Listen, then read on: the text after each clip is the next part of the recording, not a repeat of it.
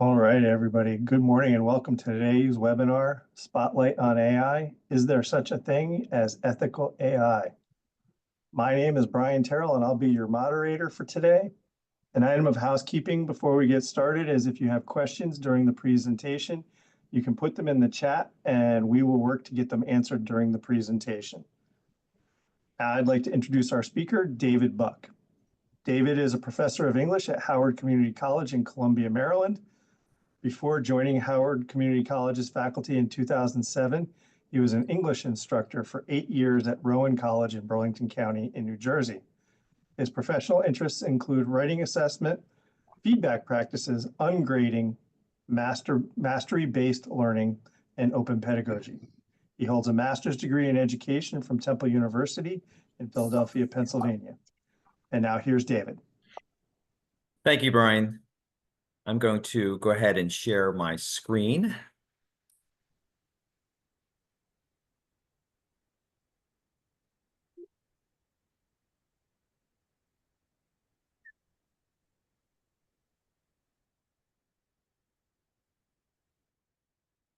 right. Just make sure I get this correct.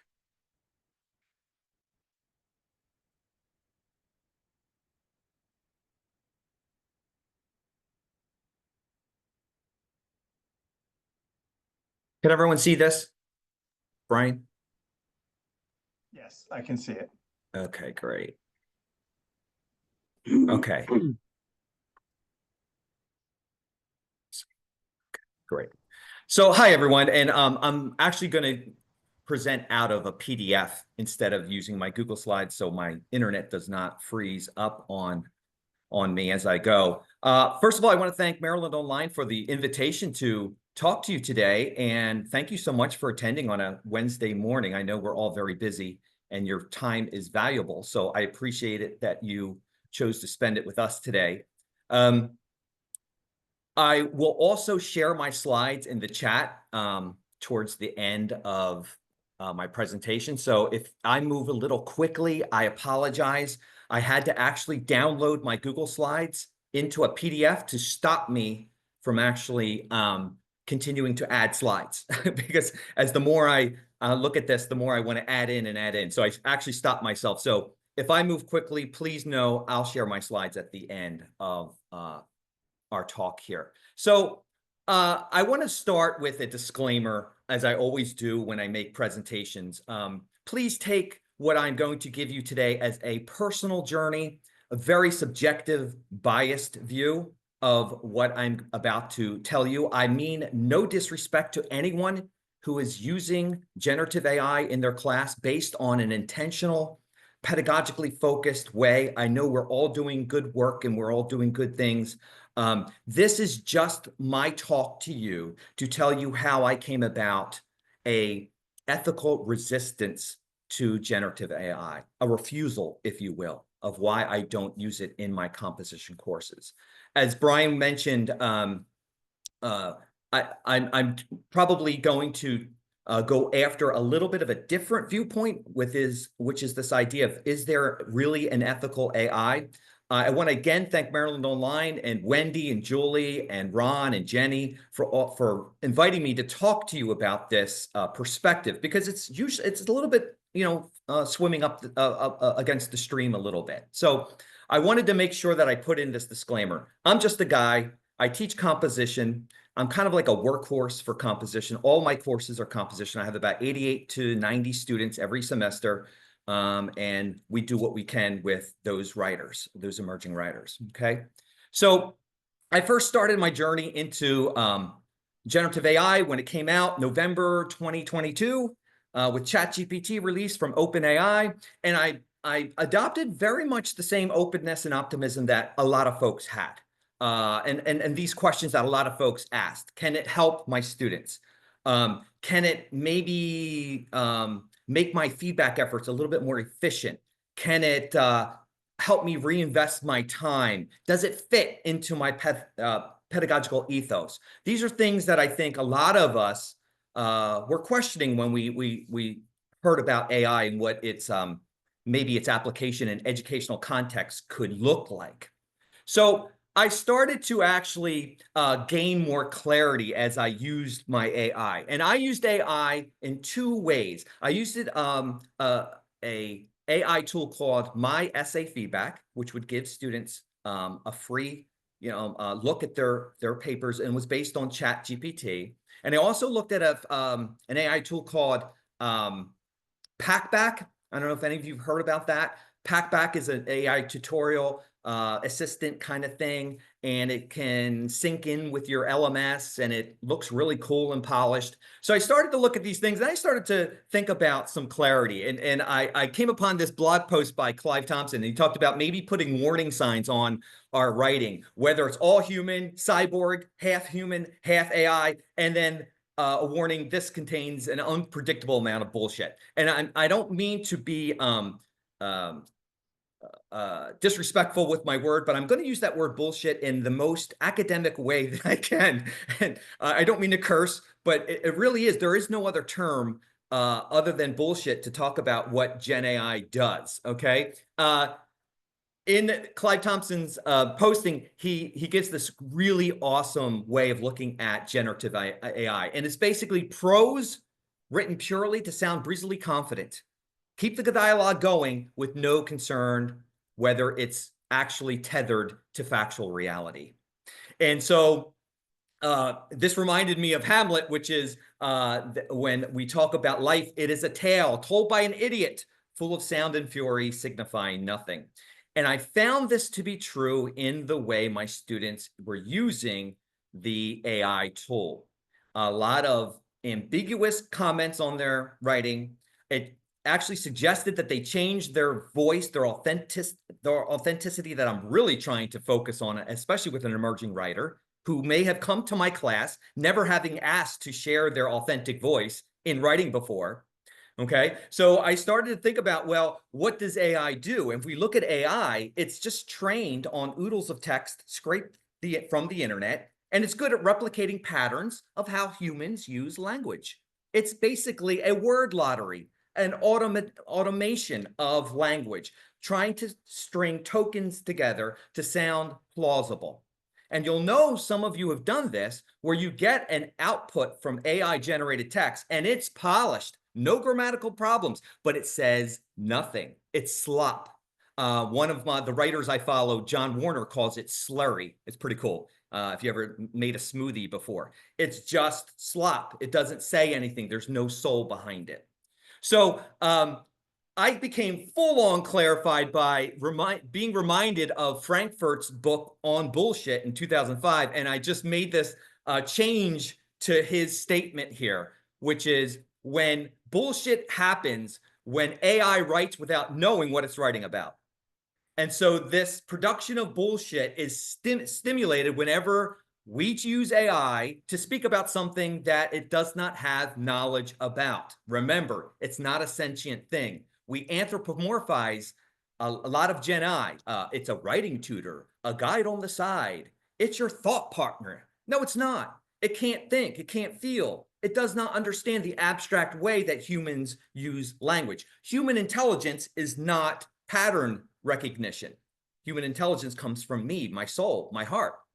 And so when LLMs are impelled by our students to write extensively about matters which they are some degree ignorant. And this, my friends, is basically the Dunning-Kruger phenomenon on steroids. It's sounding like you know what you're talking about and you know you're bullshitting. And a lot of us do that. I think I've done that my whole career. Okay. I'm just a hack. But it's this idea of students thinking that Gen AI is going to give them something that is prescient, something relevant, something that is kind of connotes with what they're trying to do, resonates with them. And it just doesn't. Okay. Now, I've been going, I don't know if you have been doing this, but I've been going to a ton of webinars about AI, and I'm seeing this phenomenon where the presenter gives this, what I'm calling a disingenuous acknowledgement statement, where they admit to the extractive and exploitative nature of AI and large language models like ChatGPT, Claude, all those. And then they proceed to go, well, here's some cool things I'm doing with AI in my class. And I go, this is very ironic here. It's like saying, I acknowledge that crime, being a criminal, is exploitative, and it really robs us of our society standards. Having said that, give me your money and your wallet right now. So it's like acknowledging the problem, but then turning a convenient blind eye to it.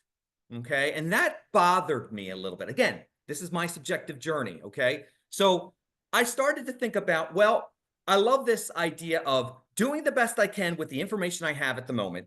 But then when I know better, do better. And so that's kind of the crux of what I'm trying to tell you about my evolution of becoming an optimist about AI to a flat out no, a refuser, a resistor. And it's very difficult. I was talking to the folks before we started. AI is ubiquitous. It's all over the place. You cannot do a Google search without getting an AI summary. You can't even do the Zoom call without it trying to do some AI stuff, because it's going to, what's it going to try to do? It's going to try to summarize the meeting minutes. All right. So it's all around us without basically us asking for it. Okay. So I see, and I saw this March webinar that I got from Norton, a publisher, and the 3 E's of teaching with AI: ethics, equity, and empowerment. And I think to myself, what are the ethics are we really talking about? If you notice, most mainstream Gen AI webinars are going to talk about the ethics of AI literacy, meaning have students use the tool, but it can't they can't use it for plagiarism, which is very paradoxical, right? We introduce this tool to our students and we say it's really cool, it helps you write, but it better not help you too much, or else I'm going to use another tool to scrape your writing to find out if you're plagiarizing. And then, of course, turn it in. These billion-dollar companies come along and say, we have an AI plagiarism tool, which is garbage because it's based on AI.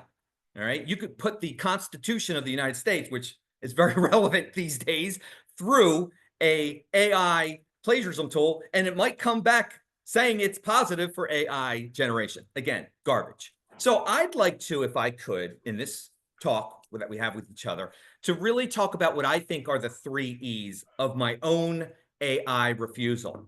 1, AI is ethically compromised. 2, it's extractive of the environment. 3, it's exploitative, specifically of human labor. These, my friends, are the 3 ethical dimensions that I can't get beyond. I cannot make a reasonable accommodation for these ethical concerns. So let me just go through some of them. And again, all these slides I will give to you, and they're all linked to the articles that I'm replying to. So very easy. We've heard this tons of times, right? Gen AI tools produce ethical problems because they create a ton of biases, gender identity, sexual orientation, racial identity as well. A lot of biases that are based on garbage, which is the toxicity of the internet.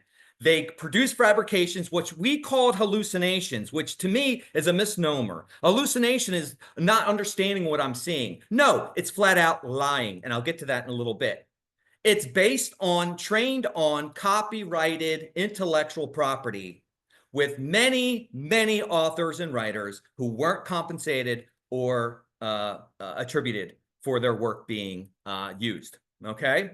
And we still haven't gone around this problem either, the stolen IP.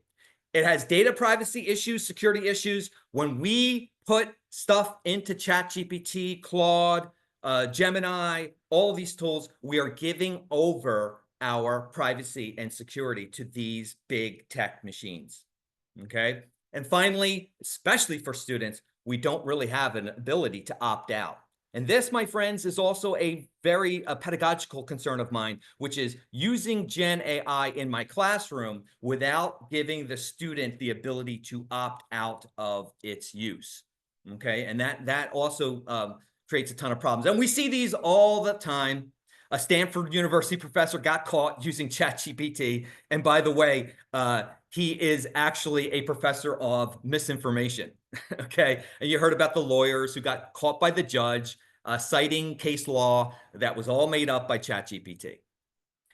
Another reason why it's ethically compromised is that OpenAI, the company that owns ChatGPT, admits that its model, its most recent model, hallucinates 37% of the time, more than a third of the time.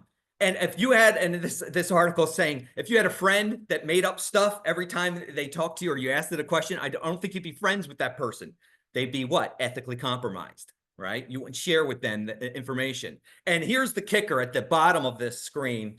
OpenAI actually promotes this fact. It's as a good thing because it doesn't bullshit as much as the other LLMs like Anthropic and Claude and all those, which is, to me, we're bad, but we're not as bad as our partners, okay? It also has been known to have ethically compromised computations, which is, there is a new research that came out that shows AI actually cheats. And it actually tries to hide the evidence of the cheating. And I say try to hide. I'm not calling it sentient. And if you notice here, we don't have sentient AI. It's not hiding. It's not lying. It's playing a computational game, which is called this idea of risk reward hacking. This reward hacking, which is it gets rewarded for bringing back the prompt answer that you prompted it with. It wants to say, yes, friend, this article does exist, and I'm going to give you a summary of it. But when you ask it to summarize an article and you make up the article title, it will spit out a summary of an article that does not exist. So it's trying its best to give you what you want without making you mad that it couldn't find what you wanted it to find. Really interesting stuff where we talk about this idea of token and reward, this hacking, this idea of a computation being ethically compromised, but it is. And then we get the ethical paradox where OpenAI says, hey, we can't make any more money if we can't use these copyrighted materials for free, right? We have to use them. It's impossible to train our models without these copyrighted materials. And they're lobbying Congress. They're in lawsuits right now where they're trying to say it's all fair use. Remember the fair use? That usually got a academic off of the hot seat if they use something in their courses that were copyrighted. Well, it's fair use. And here it's coming back to bite us in the end. And the paradox here is that China's new AI tool called DeepSeek was trained on ChatGPT. And OpenAI now is crying foul, right? DeepSeek inappropriately used our ChatGPT. The irony here is incredible. And I'm looking at it and going, what is going on here? And this is why I'm coming, of course, to my final argument here in this talk. Finally, we get an ethical abdication. I don't know if you saw this recently, but Meta AI, with Zuckerberg's endorsement, went and scraped Library Genesis, which is a pirated shadow library of millions and millions of copyrighted materials, okay, that were pirated, that you could go on and look at for free. Zuckerberg gave the green light for the OpenAI engineers to scrape that entire database of more than 7.5 million books, 81 million research papers to train its Meta AI. And so we have this ethical abdication of what we're doing with AI. It is based on something that takes, it does not give. And then we have what is called the Ouroboros dilemma. And I'm going to make sure I cite Dr. Kara Messina and Dr. Stacy Wittstock from Marist University in New York for this point that I'm making here. What happens is the internet is now filled with AI slop, right? Because all we've been prompting and playing with ChatGPT, it's all out there. So in a weird, the snake, you know, the Egyptian myth, right? The snake eats its tail and it consumes itself, right? And this is usually a myth of what? Regeneration and new life. Reincarnation. But to me, this is where ChatGPT and all these AI tools eat themselves to nothingness. There's nothing now. So when we get the Gen AI tools eating themselves, because why? It's continually scraping the internet. So now there's Gen AI slop out there. So it's training itself on its own data. Okay. So we have now models that are trained on AI slop. And so you think about the quality of the output is being denigrated every time it re-ups itself. And I'll get to this Ouroboros dilemma a little later in my talk. Pretty interesting. All right, so now it's ethically compromised, but it's also extractive. This, my friends, is the one thing that my students are so surprised about when I talk to them about Gen AI. All right. It takes more energy consumption to train a large language model than it takes to actually add electricity, heat, and all of that to 130 homes for an annual energy consumption. Every time we prompt ChatGPT, every 10 to 50 prompts uses up a 16-ounce bottle of water. Okay, these models, these data centers take up a ton of energy, and we need water to cool them. And the water is being used from the ground wells of these places. And usually these data centers, I'll show you this in a little bit, are actually within communities that are underrepresented, okay, unprivileged. And so we have a little bit of environmental racism going on as well, all right? These data centers produce pollution. Usually where they are, they're high risk of chronic disease and cancer. Okay, so I ask my students, every time you're tempted to prompt a ChatGPT or another AI tool, think of, could you sacrifice that bottle of water for you, for your family, maybe for your future children who will inherit the environment you're going to leave to them. One of the major examples that I want to show you here is in Memphis, South Memphis. All right, there's a supercomputer there from X. I hate to call it X. It's still Twitter to me. But this new X's Grok AI, there is a ton of methane gas from unregulated, unpermitted generators. And South Memphis already has 4 times the higher rate of cancer than the national average because of its Center for Industrial Equivalences. We are looking at, my friends, environmental racism before our eyes.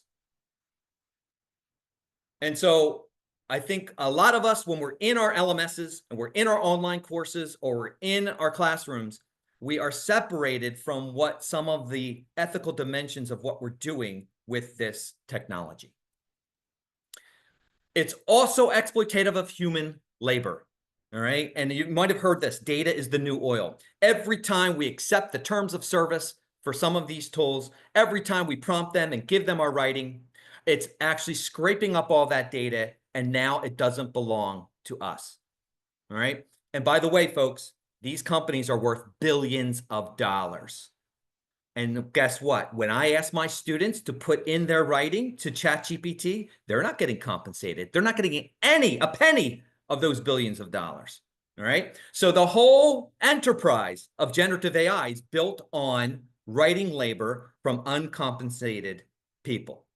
All right. And this comes from everything: social media, the prompts, the Gen AI detectors, from the artists and the creators. All of that are fed and scraped and stolen into these tools.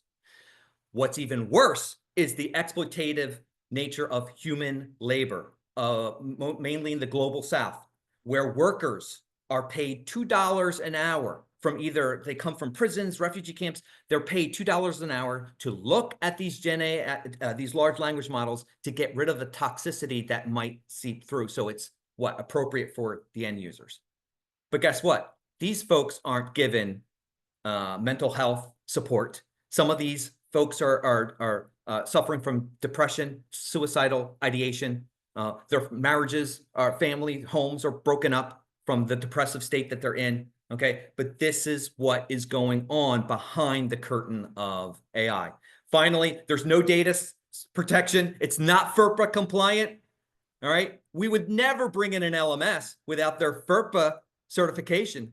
We would never use a tech tool in any of our institutions without looking, but yet we invite and I usually say the higher ed seems to be the sheep that are being devoured by the tech company wolves. All right. And finally, it even can profit from our student trauma. We know our writers in our classrooms share some personal things. Imagine putting that personal trauma into a ChatGPT large language model. Okay? And we even see some of these schools that are trying to replace their counselors with AI.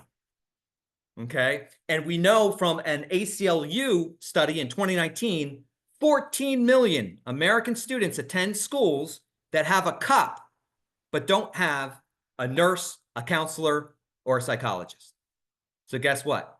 We are this. Remember, you ever hear of the school to prison pipeline? This idea of surveillance, this surveillance state that we have our students in, and this just feeds into that idea. Okay, especially if we're going to use a Gen AI plagiarism tracker like a Turnitin, whose databases are built on the backs of human labor, human writing. And some of you might have seen this. 60 Minutes just profiled this idea of the workers in the global marketplace who are not being compensated for the toxicity that they're being exposed to, the psychological trauma. Okay.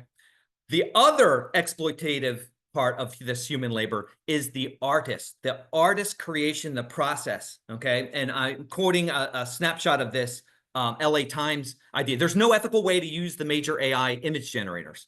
All of them are trained on stolen images, and all of them are built for the purpose of de-skilling, disempowering, and replacing real human artists. And to me, I want to make this argument. You might as well take away the word artist there and put in teachers, because that's what's coming, right? The idea of de-skilling our practice, our pedagogical practice. All right. Many of you might have heard about this. OpenAI's ChatGPT has now an image filter based on Studio Ghibli, which is a Japanese animation studio. And now you can put in a picture of yourself to ChatGPT, and it'll spit out a filtered photo similar to the artist of that Japanese animation studio. All right. So again, the whole enterprise is based on taking, extracting, and exploiting. What's actually happening is to us, how our labor is being exploited is, have you heard this, where especially for English teachers, writers, writing instructors like myself, where we are now tasked with teaching students AI literacy. And you know what AI literacy is how to best prompt the machine to get what I want. This, my friends, is totally antithetical to the elements of rhetoric that we teach in our courses. All right. When an algorithm is my audience, all is lost. If I'm teaching my students to interact with a machine, a word lottery machine, an automation, all is lost, especially when we want to talk about writing as thinking, writing as a reflection of human creativity. Now, there are broader concerns, and I don't want to get political here, but I do want to bring this up in the sense that if we see what's going on in the world today, we might want to be careful about actually supporting a tool that's being used to decide where our money is going, who works, who doesn't, and who fits the narrative of the people in power. And so you might have seen some of this going on with our current government, where contracts are being removed or taken back, where actual places, organizations are being shuttered because they have words like diversity or inclusion in their language, in their mission statements. Okay. And so we call this techno-fascism. All right. It's a scary thing. It's a very scary thing, because if we cannot have the freedom to express what we want our students to be in our world today, global citizens, inclusive citizens, if we can't do that, I don't know where that brings us. Okay. And now I kind of said I wasn't going to get political, but I will get a little political here, is that AI is now being used to actually affect students, international students.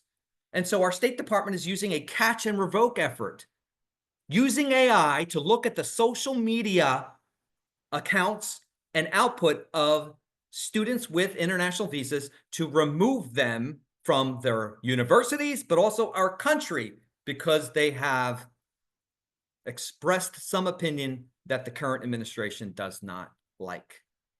And so they're using AI to do this. And if we think about it, this is already here, right? This idea of replacing humans. All right. And we want to replace humans, but we want to make sure that they look a certain way. And so we have this idea of weaponized AI to remove Black, Latino content, to only tell the story of American history. If you heard of some of these websites that are government based, stories of slavery, of the Underground Railroad of all things, are being replaced and removed. And AI is the tool that they're using to do it. And these companies are not stupid. They understand the ability to, what gives them power is their association with power. So OpenAI is actually removing references to politically unbiased AI, maybe to accommodate a certain administrative stance. They're actually lobbying the Trump administration to remove the guardrails for the industry, and this is where we get the copyright. So if this goes to the Supreme Court and they say, yeah, AI can use anything copyrighted, what are we talking about here? Where does our pedagogical ethos go? Where does it go? And remember the Ouroboros, the snake that eats its own tail. And I am not an economist, so I don't delude myself but there are articles that are looking at this calculation, this mathematical function that was put out to understand this trade, this tariff decision by the current administration. And this is a quote from this article from The Verge. "We don't know that Trump's team turned to an AI tool to generate global trade policy on the fly. Since chatbots are regurgitating information from training data, it's not clear how they arrived at this particular formula." And if you look at the left side here, the article is saying every one of the AI tools, the big boys, ChatGPT, Gemini, Grok, Claude, all come back with the same tariff calculation. If you ask it for, give me a calculation to find fair trade. And so we don't know, it's the chicken or the egg, right? Did they go to AI to figure it out, or is AI just scraping all the news about the Trump calculation? And this is a fancy Greek calculation that's supposed to, I guess, make this a little bit higher in intelligence, the way that they came to the trade deficit calculation. Okay, pretty interesting stuff. And while we speak, the Department of Education is being dismantled. And I remember I told you this idea of extractive and exploitative of human labor. And I know this is a funky slide here, so let me just say this is a actual screenshot of a X posting that talked about, asked the question, what will happen in broader academia when there's this clear scientific consensus that AI-assisted education delivers better outcomes than teachers do? And Elon Musk answers, this is already possible. And so I quote my friend Jeffrey here, who is a wonderful academic proponent of what we're talking about here today. If you're a teacher who's using or platforming AI, you're contributing to the demise of the profession. Okay. And when they believe AI bots, and we get Sal Khan with this idea of a brave new words he talks about in his new book. Conmigo is his tool to sit beside the student and help them write. It's this whole idea of AI bots replacing what we do, because what these tech companies want is a teacherless future, right? Something that can be, because you can control a bot, you can't control a human teacher. Okay. So what are my pedagogical concerns? I'm going to start wrapping this up. Well, information literacy. How can I teach in English for my students to use correct information literacy when I use a tool that's based on plagiarized content? Can't do it. All right. There's a compromise of our critical thinking and engagement. And I quote some research articles here that LLMs reduce mental efforts called cognitive easing, or taking away the cognitive load. All right. What happens when we look at the LLMs? They don't produce what they actually promised. Instead, they produce a lot of reduced critical thinking, and they really can't prove any learning benefit. Okay. So for me, I want my students to have that cognitive load. This is what I call the friction of learning. Why would I want to output or delegate or co-opt that friction to a machine or an algorithm? But David, AI helps my students think. It helps them brainstorm. But that's the very process I want them to do on their own, with me, with their fellow writers, within our learning community. So I beg the question, what problem is Gen AI solving? I think it's a solution in search of a problem. It really is. I did not wake up one day and say, I really need a tool to help my students really, oh, there's Gen AI. Instead, it was in my face. So I said, well, I think I need to use this. Okay. In fact, we know pedagogically that Gen AI tools have harmful effects on students and their academic outcomes. It produces procrastination, memory loss, poor cumulative GPAs, okay? And it dampens their overall student performance, their academic performance, okay?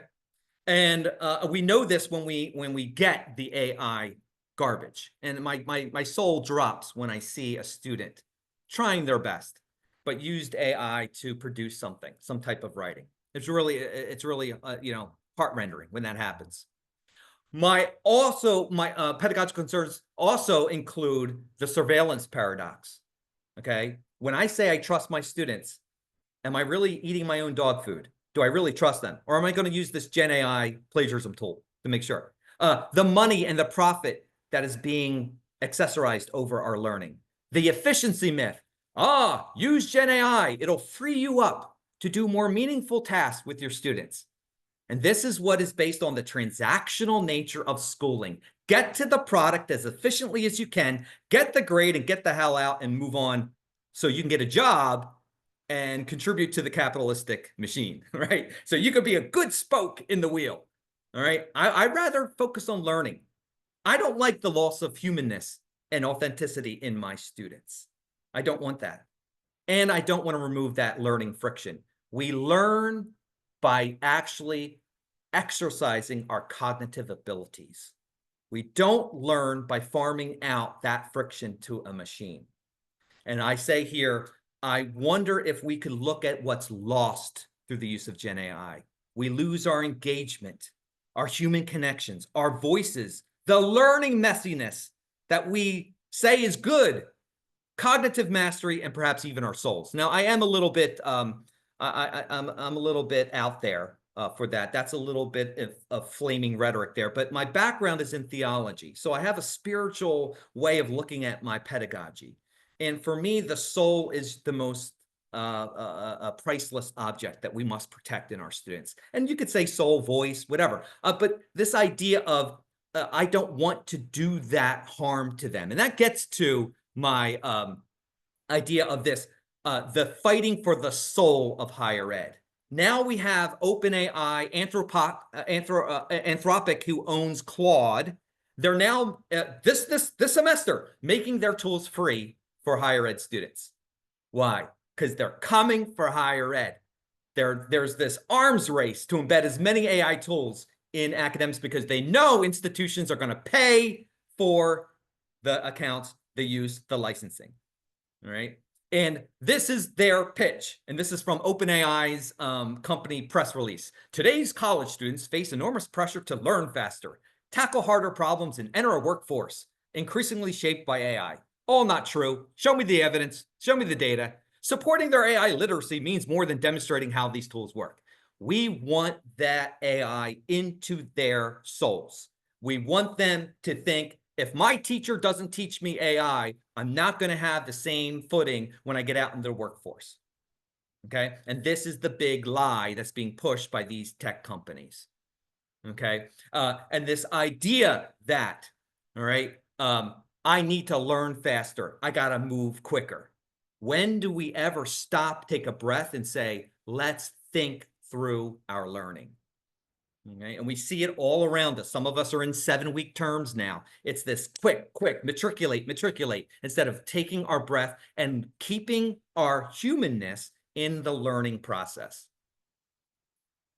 And this fits my pedagogical concern from talking about student essays. You hear the articles, the death of the student essay, the college essay is dead because of ChatGPT. Well, really, we don't need more student essays. The point of our writing instruction is to help students think. Thinking is writing. Writing is thinking. And so when we say to them, use your muscles, it's like working out at the gym. So when we use ChatGPT, it's like bringing a forklift to the weight room. All right. That does not help our cognitive fitness at all. Okay. And let me go back. It produces junk as well. And I tell my students all the time, I'd rather have their warts and all than some crap that they just farmed out to a ChatGPT. And I love this article as well. We're talking about learning and intelligence. This is not learning and intelligence. These are machines that are just recognizing patterns. Okay. And I love this idea, this fallacious metaphor that these are really intelligent things risk irreparable harm to students, the citizenry, and by extension, humanity. They go on to say, finally, we advocate for ourselves and demand from our universities specific plans for supporting students as they learn to write. Okay. Thus far, and this is my argument as well, institutions have capitulated incorporating AI into this higher education, and they're paying for it as well. Financially intensive contracts. And finally, they talk about AI short-circuiting pathways to learning. I love this because it nullifies what we see as our fundamental pedagogical commitment to our students, and that is this idea of we want to focus, center the learning process, not center the learning product. And so this calls for a moment of reflection of what we're doing in the classroom. So I'm going to get to this is my thesis. My thesis is to myself, I will not use capitulation to inevitability. And this is what I'm calling capitulation to inevitability, meaning, oh, AI is so much out there. I might as well just give in and use it. Everyone else is doing it, right? This fear of missing out. I got to be technologically innovative.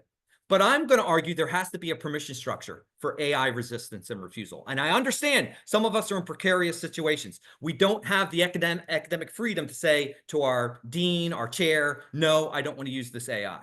Okay. This, my friends, is not a Luddite or some head in the sand response. It's an informed response. Some of us who are AI resistors come from the e-learning world. All right. I was the director of e-learning for 4 years. I'm okay with tech innovation. I'm all for it, but at the right ethical way that we do it. Okay. This is an intentional, informed choice saying, wait a second, Gen AI messes with my pedagogical ethos, which is do no harm. That's my guide. That's the guiding light in the classroom. Do no harm to my students. And so what can I do? Well, I'm going to focus on process over the product. This is why I've gone gradeless. I use an ungrading approach, which is to say, I'm going to give my students safety and space to make mistakes and to use the gift of failure to become better at what they're doing.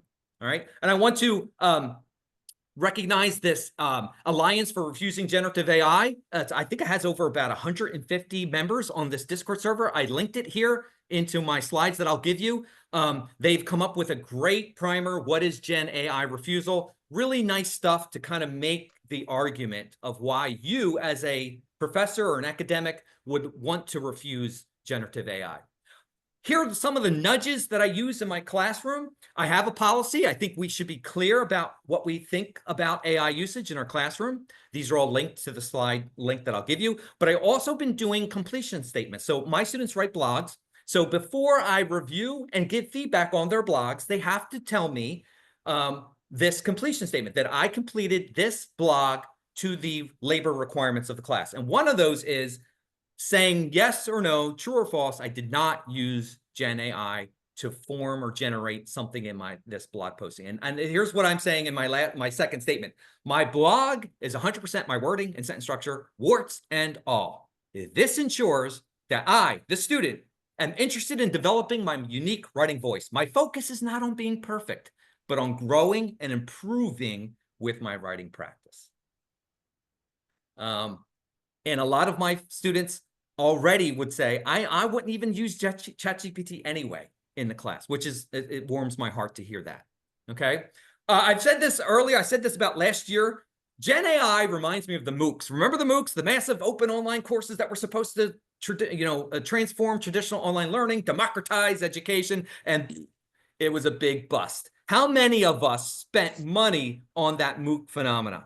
Okay, so I come back to that comparison that I think there's this rush to get in on Gen AI because of this fear of missing out in higher ed, and we're rushing in an AI arms race to nowhere. And I'm telling you, folks, when I gave up the arms race for AI, I was so liberated. Why? Because AI constantly evolves. I had to keep updating my coursework, my students were doing. Okay, and so that to me is that fear of missing out. And by the way, there is a bunch of us that were early rejectors. And so this is a Blue Sky posting. Too many people in tech talk about being an early adopter. Why don't we talk more about being an early rejector? And I even said that, well, where are we on the Rogers innovation curve, adoption curve, right? I think we're right here as early rejectors. I'm here as because really that we're moving towards this early majority that are gonna, a lot of us are using, we're in institutions that are already talking about adopting these tools. What about the people who say, no, there is no ethical use of AI? Okay. And then I think we have to focus on the love of human labor. And I love this, this poem for a student who used AI to write a paper, and it ends the poem with the question, why? What are you afraid of? The precious, the miraculous task of living. It's the labor of love. It's the love for the labor. That's what I want my students to understand, not use this tool to short circuit what we're doing in the class so you can get ahead and move on. Okay. Here are some resources that I'm going to give you as well. These are all very cool tools. If you are interested in exploring AI refusal, I'm actually doing a free virtual book club on John Warner's new book, More Than Words. How to think about writing in the age of AI. We'll meet on Zoom from June to August. If you want to register, please do. That'd be great. We're going to go through that book together. And John is a very thoughtful author. He does not come across as someone who's just going to, pull the plug on AI and say that's it. But he gives some thoughtful reasons on what we can renew in our pedagogy and resist in our pedagogy to make us more connected to the learning human process. Okay. If you would like to join the AI resistance on Blue Sky, do you notice I am talking about Blue Sky? I'm not talking about Twitter. By the way, Twitter, X, updated its terms of service. So everything you post on X now gets fed to train their Grok AI. That's when I pulled the plug on Twitter and I deleted all my posts and I came to Blue Sky. There is a list of about 64 educators that are AI resistors and refusers in academia. If you want to join that and follow them along, I've learned a ton from these folks. I do not pretend to be an expert in AI, but I'm open to learning, and that's what I'm trying to do. If you want to contact me, you can. These are my contact information. I'd love to have a discussion with you about AI or anything that you're talking about. And Brian, I'm ending 2 minutes a little early, which if we want to take some questions, and while you do that, I'll stop my share and put the link to my slides in the chat. Okay. 2 questions that I can see right off the bat. The first one came in from Julie. She wanted to know if you could talk a little bit about the politics of pressure that colleges put on faculty to adopt AI, and is it happening at your institution?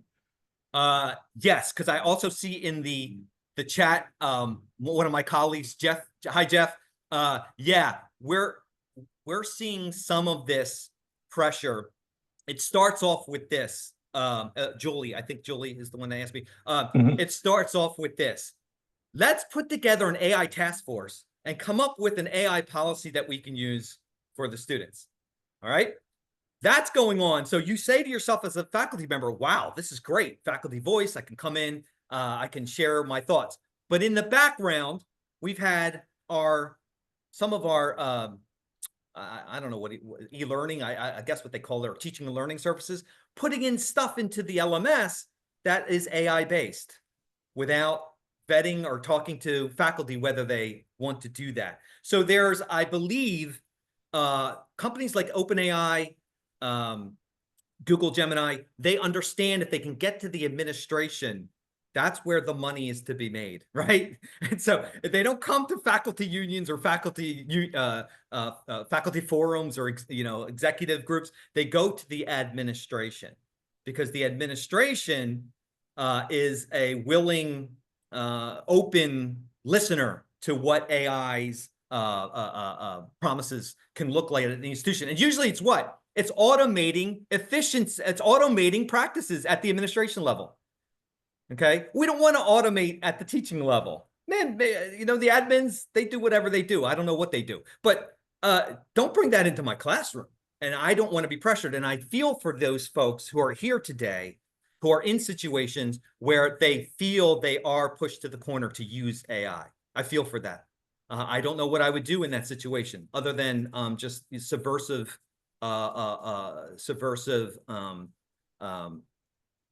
misbehavior, to reject it. But yeah, so hopefully I answered that question. And then Wendy asked, do you do any kind of brief with your students on the ethical dilemmas at the start of the semester so that they understand why you have the AI resistant policy?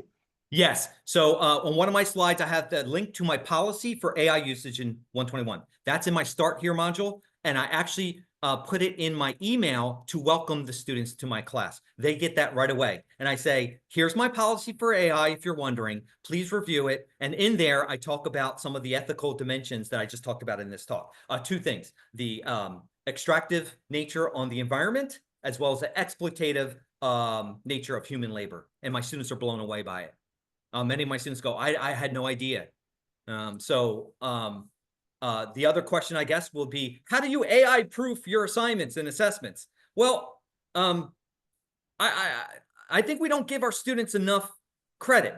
If you say to your student, this is what I'm trying to do in my classroom with you, this is what we want to do as a learning community, I think they're going to be open to saying, okay, I'm not going to use AI. Now, I get around it by by being gradeless. I've taken away the incentive to use Gen AI for their blog posts, because they're just getting feedback from me.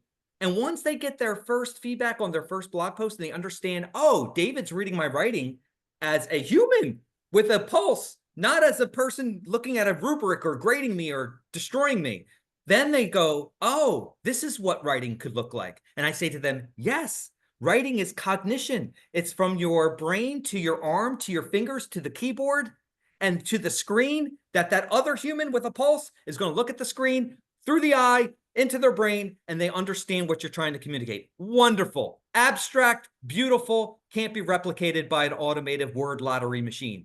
Can't be. And the last question I see in the chat is from Carla. What do you think about the saying that those who know AI will be more likely to be hired than those who do not? That's a great question, Carla. And I'm not a economist. I'm not a business guy.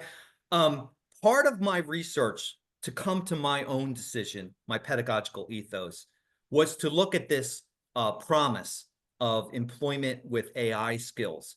And I did not find the cash out that they write checks they can't cash. I didn't find the cash out of that. I think it's a narrative that has been created by slick marketing departments in these companies.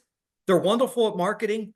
It looks good. It looks great. And it's almost playing on our emotions as faculty. We want the best for our students. We want to prepare them for the life they have now, not for the future. And we get caught up in that, right? If I don't teach them this writing style, they're not going to be prepared for their workplace. Well, my goal in my classroom, in the 7 weeks I have with them, or the 15 weeks, is to help them develop themselves as human beings, right?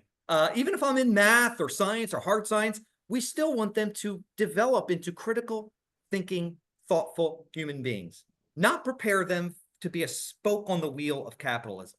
And that's just the stance that I take. So if people say to me, David, you're not preparing your students, I'll go, okay, that's something I need to work on. Thank you very much. And I'm like Melville's Bartleby, the scrivener. Remember that that character? He says his famous line is, I prefer not to. So if anyone asks me about Gen AI, I just say I prefer not to. I don't try to rationalize it anymore, because folks who want to use Gen AI in their teaching, that's the choice they're making. I'm not going to convince them otherwise. I just want to be here today and just tell you authentically my journey towards my evolution to do what I do when I know something, and when I know better, do better. And that's what I'm doing. And that's why I've said to my students, we are not going to use AI. And by the way, think about what you're doing in your life when you use AI. Think about it. We have this crazy stuff about anthropomorphizing AI. There's a company called School AI that has a virtual simulation of Anne Frank, that you could talk to Anne Frank. It's this grave robbing of history. And people have found that you could not get the simulation of Anne Frank to blame anyone for the Holocaust. We have a company called Character AI, where a Florida teenager, 14 years old, committed suicide, chatting with a Character AI bot that was his girlfriend. And when he mentioned he was thinking about doing self-harm, the bot did not respond appropriately. Why? Because it can't. And so the mother is suing that company. So these are the things that I'm trying to just inform my students. Can I make the decisions for them? Absolutely not. They're human beings. They're adults. They'll make their own decision. But I think as my role as a teacher, I want to make sure I give them as much information to make the most informed choice that they can about using this in their lives. And my friends, I'll be honest with you, not jumping off the AI train was so liberating. Oh, so liberating. And then finding my community of resistors was illuminating, right? Because there are some very thoughtful people, way more intelligent than I am. I'm just a hack. But these folks are against AI, and it makes me feel like I found my community. And I don't have to be up on the latest Gen AI evolution or whatever's going on. I see it and I say, thank you. I prefer not to. I've removed myself from the fear of missing out. And I'm a pretty innovative guy. I have a good, I have a good tolerance for failure. I fail a lot. I have a good tolerance for ambiguity, but that's not the kind of innovation that I want to do in my classroom. And I'm hoping my students are better off for it.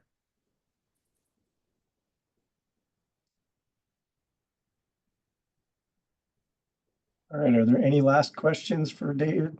And thank you, Brian, for doing I that. have one I put in the chat, but I guess it wasn't seen. I just want to know, does your college have an AI committee, and do you serve on it? And in how do you meld with them? Yes, no, and I don't know. So they have a committee. There is a committee that's doing something. I'm sure a lot of your folks have that. I'm not on that committee. I don't think I would serve if I were asked, because my pedagogical, my focus is not on that. And what was your final one? What? If I said if you were on it, how do you represent yourself, and how do you meld with the group? That I would not meld. I would not meld very well. You don't feel any obligation to present your perspective in that committee? I guess not. That's a good question. I think I suffer from the problem of a prophet being rejected in his own land. I have that happen to me a lot, where I come to my folks and I'm not received very well in my own country. And so I've taken the idea of sharing my opinion on formats like this, beautiful Maryland Online. I think most of my colleagues in my department know my stance, and I'm not trying to evangelize them. And that might be a problem. I'll be honest with you. That might be a problem on my part, that I should be a little bit more aggressive. But I'm not taking that route right now. Thank you. Yeah, sure.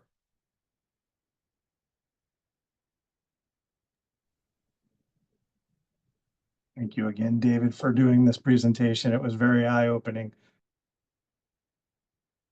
And I hope everyone has my, I'll just put them in real fast in case you missed it. I put the link to my Google Slides in the chat, and please reach out to me if you have any suggestions on how I can be more informed. If you have information that would help, I think all of us sharing is good. You all have such expertise, and I want to learn from all of you. So thank you for the opportunity, Maryland Online, for doing this talk.